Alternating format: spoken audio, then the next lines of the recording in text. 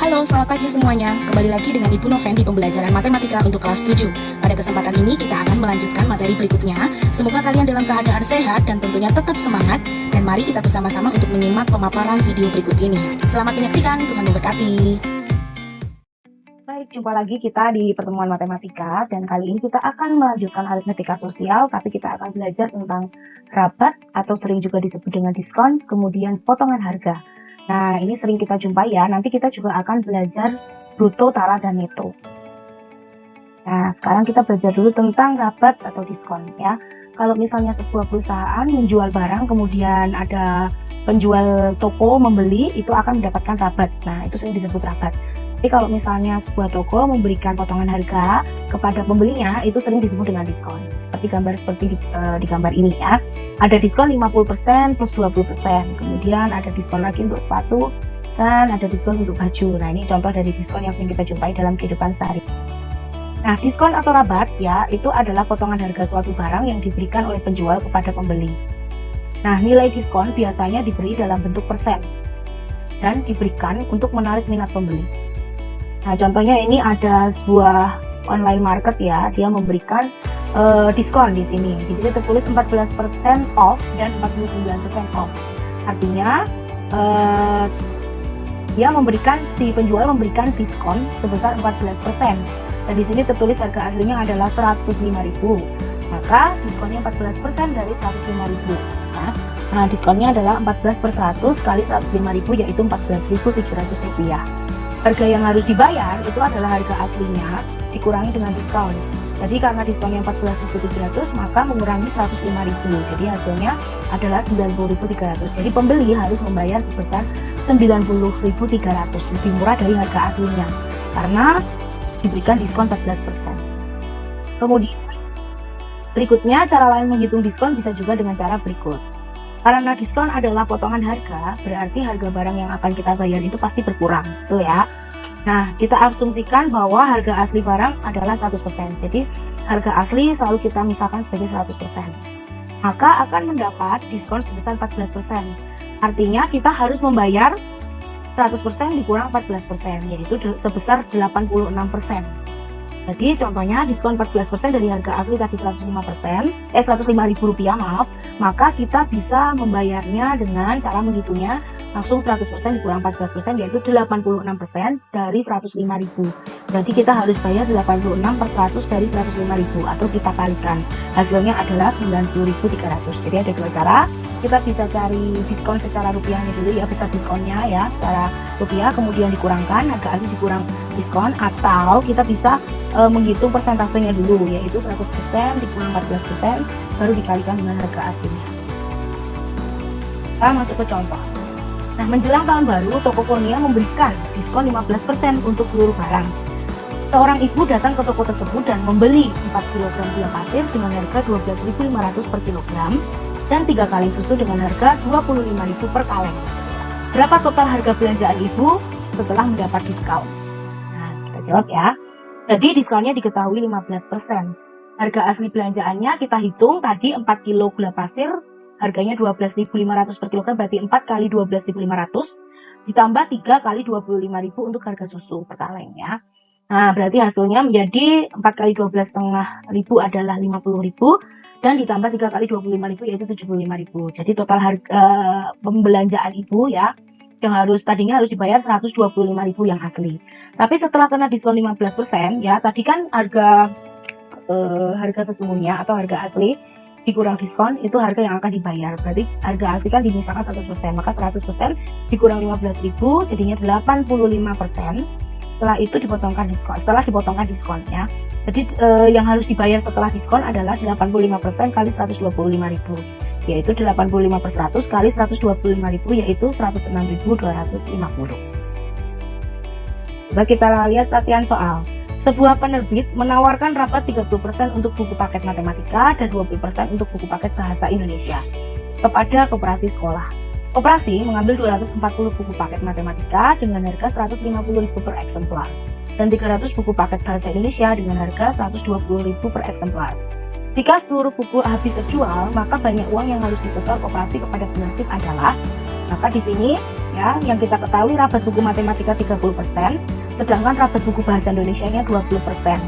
Harga asli pembelian buku matematika berarti 240 dikalikan 150.000, yaitu 36 juta rupiah. Harga asli pembelian buku bahasa Indonesia berarti banyaknya 300 kali 120.000, berarti 36 juta juga. Nah, uang yang harus disetorkan kepada penerbit berarti kita lihat rabatnya adalah 30% untuk buku matematika, maka 100% dikurang 30% jadinya 70% dari harga asli. Kemudian untuk buku bahasa Indonesia 20%, maka yang harus dibayarkan adalah 100% dikurang 20%, yaitu 80% dari harga asli. Maka uang yang harus disetor kita tuliskan 70% kali 36 juta ditambah 80% kali 36 juta. Sama dengan 70 per 100 kali 36 juta ditambah 80 per 100 kali 36 juta. Jadi sama dengan 25.200.000 ditambah 28.800.000. Jadi total yang harus disetorkan kepada penerbit adalah sebesar 54 juta rupiah. Oke, sekarang kita masuk ke bruto, neto, dan tara. Nah, pernah lihat beng-beng kan? Ya, ini pasti makanan pada suka semua ya, dan di supermarket banyak kita jumpai, atau minimarket juga ada. Nah, beng-beng ini yang kita lihat, kalau masih ada isinya dan masih tertutup rapi seperti ini disebut dengan bruto. Kenapa bruto? Karena dia ada bungkus atau ada kemasan dan ada isinya. Nah, sedangkan bungkus atau kemasannya ada tanpa isi itu disebut dengan tara. Ya, jadi tara itu bungkusnya aja atau kemasan. Kemudian isinya, dalamnya yang kita makan, yang kita habiskan itu disebut dengan neto.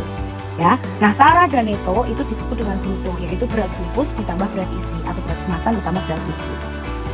Nah, hubungan antara bruto, neto, dan tara adalah ketika kita mencari bruto itu adalah berat kotor. Bruto bisa kita cari dengan cara berat kemasan ditambah isi. Ya, jadi berat bungkus ditambah isinya.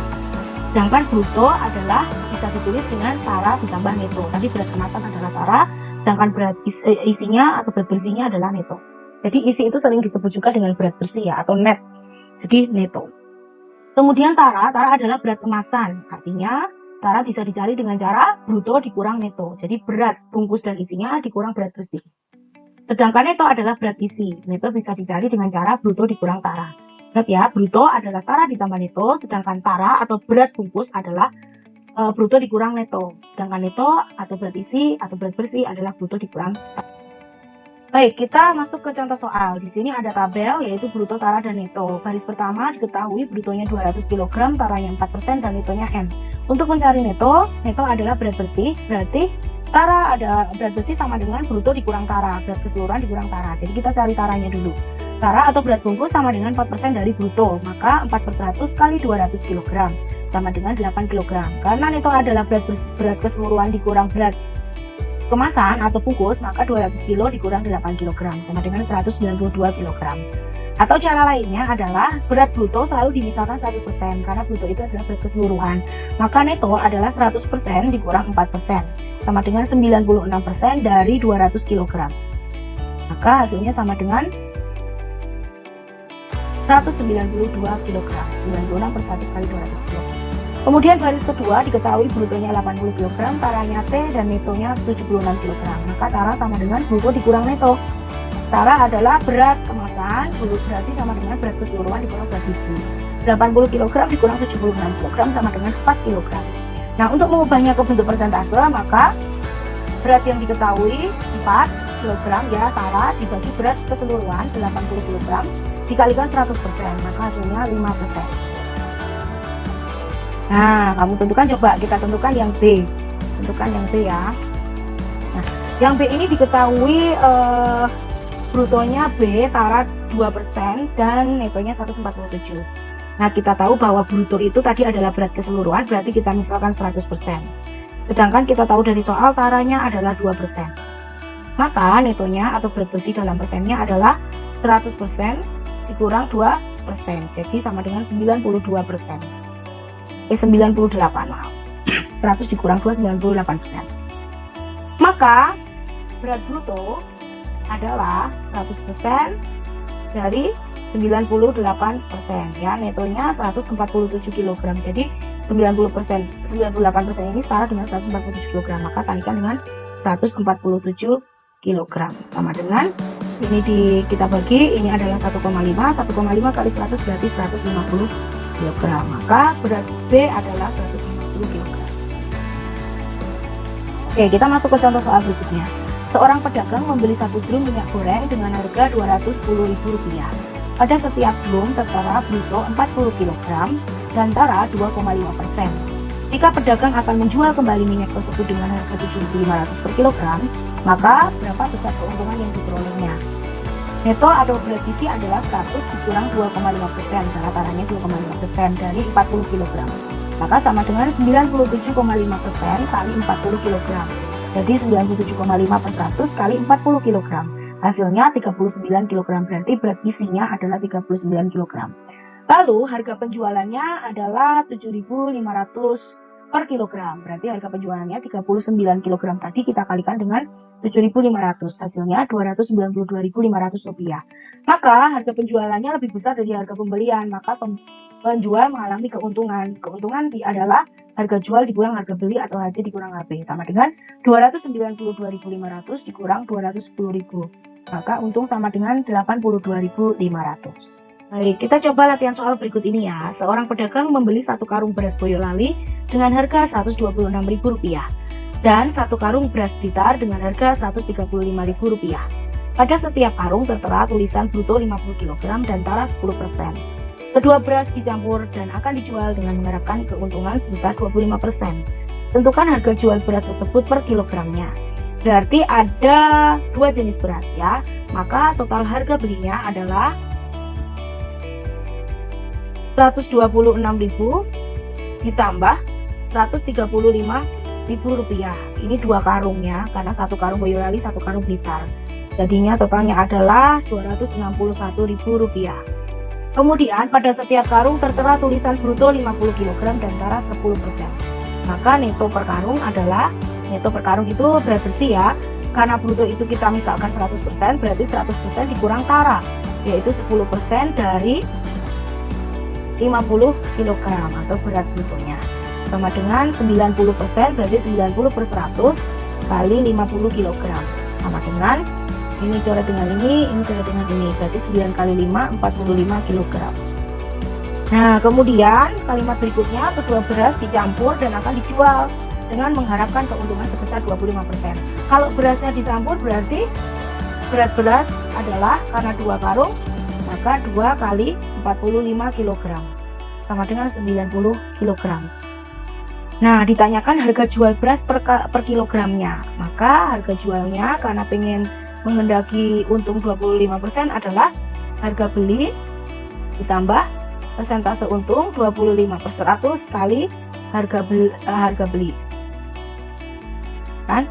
Berarti harga jual sama dengan harga belinya 261.000 ditambah 25 per 100 kali 261.000.